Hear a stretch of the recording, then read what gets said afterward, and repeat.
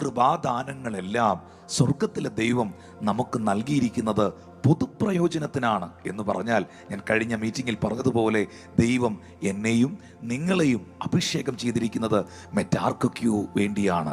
ദൈവം എന്നെയും നിങ്ങളെയും തിരഞ്ഞെടുത്തിരിക്കുന്നത് ഏതൊക്കെയോ രാജ്യങ്ങൾക്ക് വേണ്ടിയാണ്, ഏതൊക്കെയോ പട്ടണങ്ങൾക്ക് വേണ്ടിയാണ്, ഏതൊക്കെയോ സംസ്ഥാനങ്ങൾക്ക് വേണ്ടിയാണ്, ഏതൊക്കെയോ തകർന്ന കുടുംബങ്ങളെ പണിതുയർത്തിയെടുക്കുവാൻ വേണ്ടിയാണ്, ഏതൊക്കെയോ തകർന്ന മനസ്സുകളുടെ മുറിവുകൾ വെച്ച് കെട്ടുവാൻ വേണ്ടിയാണ്.